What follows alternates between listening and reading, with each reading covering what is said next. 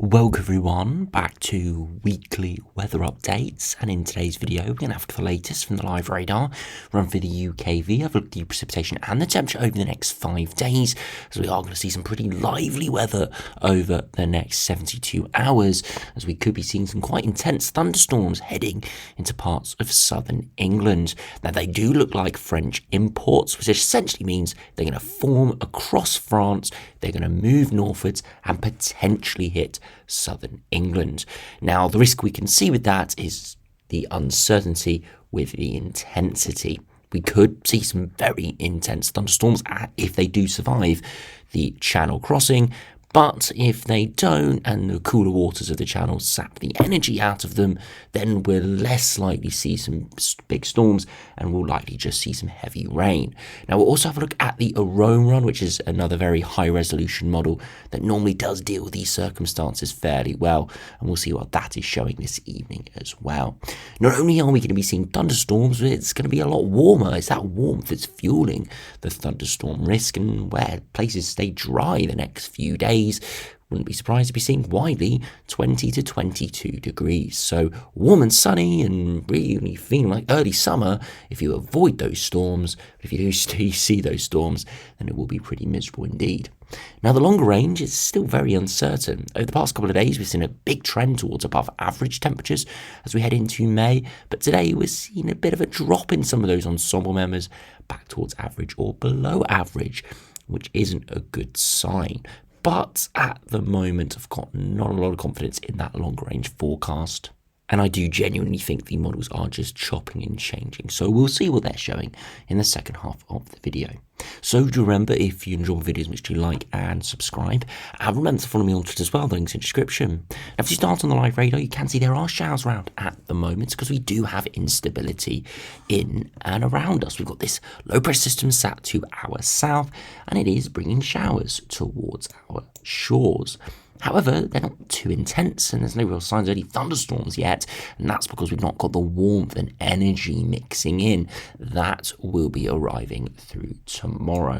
So you can see even across lots of parts of France where it's warmer, still not seeing anything too intense because the real warmth is sat further eastwards, and this will be slowly sweeping in over the coming hours. You can see the warmth here across central, northern and eastern Europe. That's slowly heading westwards on an easterly wind. It's quite an unusual setup, this, with an easterly wind, especially this time of year, middle to latter part of spring, to producing very warm conditions. But that's what we are seeing with low pressure sat to our south, feeding into that instability. And that's why we're going to be seeing the risk of those thunderstorms. Now, if you look at the latest UKV, you can see through this evening we could still see some hefty showers in places, but most likely could peter out into the early hours of the morning. Now, of course, tomorrow is the 1st of May, so new month, the last month of spring, and through the evening it could, as I said, end with a bit of a bang. Now, you see through the afternoon, nothing too intense, a few areas of rain around moving up from the south, but again, just remnants of showers in northern France. But it's really through the evening where you can start to see some darker reds and oranges starting to waft up from the south. Now these are big thunderstorms that have blown up across northern France. They're heading our way, but it's huge uncertainty how much of their intensity they do maintain, whether they just turn into a larger area of torrential rain. By no means are we going to avoid precipitation. It is looking like we're going to see some very heavy rain through tomorrow evening. The uncertainty is whether we're going to actually see active thunderstorms, so torrential rain, hail, lightning and thunder. Will we see that, or will we just see some real heavy downpours and even some persistent rain? That is kind of the spectrum we're looking at. Through Wednesday evening, we do see that area of showers and storms move in, and we could even see a few homegrown storms. If you look at the eastern edge of the main area of precipitation, there's some smaller, darker red areas, and that indicates some thunderstorm cells forming. And you can see they do form at our shores, which is interesting indeed. Could show that we could see some pretty intense cells across parts of London, maybe Kent, down towards Sussex and Surrey. We'll have to keep a very close eye on that. Those eventually slowly clear northwards and westwards, giving generally heavier rain by this point, less likely to be thunderstorms through the morning, but some areas could wake up to some flooding, and you could even wake up in the middle of the night due to some lightning. As we head through the rest of Thursday, still a few showers around, but nothing too intense. Then we could see a few more thunderstorms break out in the latter afternoon with that energy still around. You can see there, especially across the far south and southeast. Through Thursday evening, we could see some more areas of precipitation moving in, more likely just to be rain, but still pretty miserable there as we head into Friday. But where we do avoid the rain, it will be warm, as we'll see the temperatures in a minute, around 20-degree mark, and that continues into Saturday and even into Sunday before you start to see more widespread rain and cloud, indicating a change in air mass. And you see at the moment it is turning warmer, but it's not warm at all. It's still 2 to 5 degrees range of HBS, generally around average. But as we head tomorrow, warm air wafts in, especially through the afternoon and evening, and that's where the thunderstorms could really take off when this digs in to the low pressure system and the instability. You see a bit of a sharp gradient there across the southeast corner where we do see sudden changes in those upper air temperatures. Again, signs of a small little system developing in the flow. That is where thunderstorm risk is enhanced. As we head through the rest of Thursday into Friday, remaining fairly warm before eventually, as we head into the weekend, slowly cooler air will start to move in, but it still is fairly warm, just not quite as warm. If we do look at the max temperatures, if we do have a look at tomorrow's temperatures, you can see into the afternoon could get up towards the 20-degree mark, especially in the east, but again it will depend on how quickly that warm air moves in. As we head into Thursday, temperatures could rise again towards the 20-degree mark, maybe even 22 degrees. Towards the south and west, though, look much colder, and that's because that's a remnants of that rain and storms. So again, we'll have to keep an eye on where those storms do move. Again, convection is traditionally more difficult to track and understand exactly where it will go, so that area of cooler conditions could move around. And then as we head into Friday and then into the weekend, Friday, a much cooler day. And that's because we've got more widespread precipitation around, even though the upper air temperatures are still very warm. Further north and westwards, Scotland, for example, could see 20 degrees, much better than areas further southwards, all due to the fact that it's just simply dry with some sunshine. And then as we head into Saturday, temperatures widely again fairly warm, but as I said, the upper air temperatures will be slowly dropping through the weekend, and that's why it's not quite as warm as the potential will be in the next couple of days, maybe 18 or 19 degrees. And then finally Sunday, again, looking at 17 to 19 degrees. Now, as I said, we'll have a look at the arome run to see what that is showing over the course of the next 36 hours. It only goes out 36 hours. And you can see through this evening, those heavy showers around do slowly dissipate away, but arome does have it continuing through the next couple of hours as I'm recording this, but really dissipating away through the evening. As we head into Wednesday, could be some areas of rain around.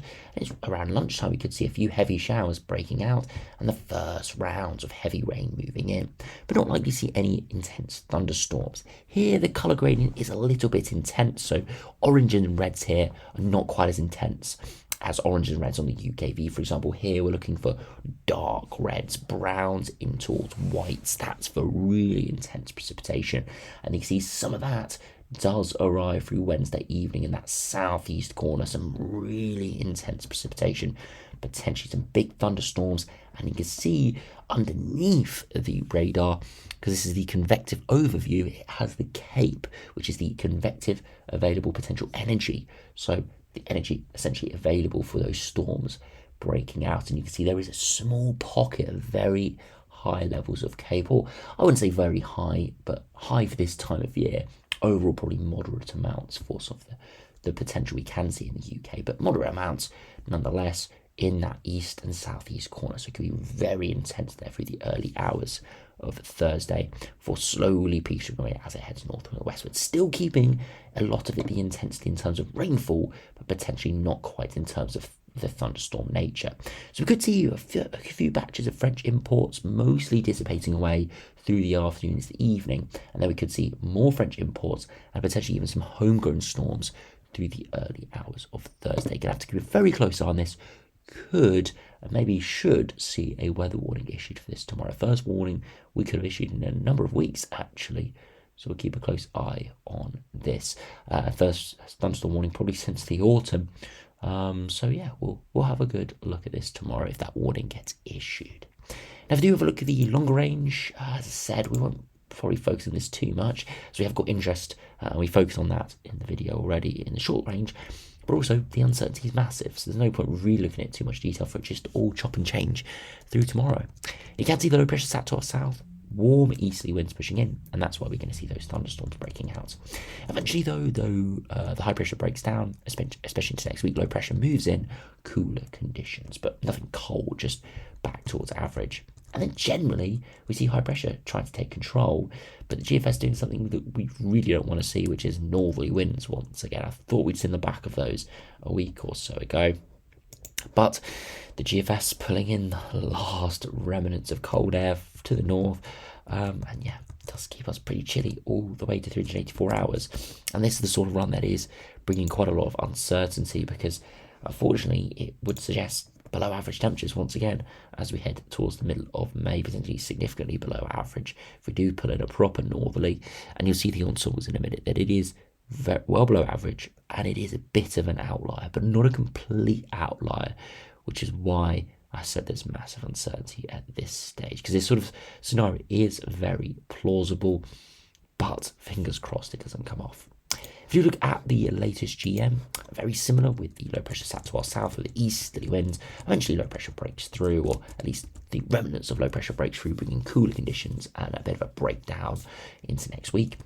And then we do see high pressure build in, but it builds over the top of us instead of to our north. So it keeps us drier and would actually keep us warmer. Not a heat wave by any means, but temperatures in towards the 20 to 22 degree range, generally average to above average for the time of year. If we look at the temperature deviation, you can see it is around 2 to 4 degrees above average, so very pleasant. And again, if we do zoom into the United Kingdom look, you can see precipitation is high, but longer term, there's not too much around. Bit across northern England, around the northern edge of the low, but where we avoid that, or northern edge of the high, sorry, but where we avoid that, it would be pretty stunning indeed. If we finally compare to the ECMWF, unfortunately, it actually does something similar to the GFS, very similar to all the other runs in the next sort of week or so, and then it builds high pressure northwards and it tries to put in a northerly wind. That would not be great at all. That would be chilly, and again, similar to the GFS, would bring us below average, pretty miserable conditions. If we run the 2 meter temperatures and zoom in, back towards mid-teens or even low teens in places. Again, that's better than the cold weather we've had over the past few weeks, but remember, this is heading towards the middle of May. We're almost in summer and the top temperature is low teens, so pretty poor if I do say so myself, but it is a general outlier at this stage, not a complete outlier, as you can see from the ensembles now. The GFS looking generally average to above average, especially well above average in the next couple of days. That's why we're seeing the thunderstorms and the potential for low 20s. Because longer range, there are quite a few runs going colder than average. GFS is there, and there are maybe 10 to 15 other runs that do go below average, at least at some point, towards that 10th to 15th of May. You still see, though, the average of the ensemble members is still above the 1991-2020 mean, which does give us hope that at the moment the majority are still holding out for warmer conditions, but you cannot rule it out. Long-term trends that we are seeing that is consistent is a reduction in precipitation, so turning a little bit drier, but not bone dry. So again, no massive certainty there, but potentially some encouraging signs. And if you finish by looking at the ECMWF ensembles, the midday run hasn't fully come out, but you can see generally very similar, well above average the next couple of days, and then generally above average for the next couple of weeks. But then again, there is that area of below average ensemble members in that longer term period that we do need to keep a closer eye on, because it of course could pose some issues if we did start to see some colder conditions once again. But for the time being, we've got to concentrate in the next few days, as we could see some particularly lively and disruptive weather.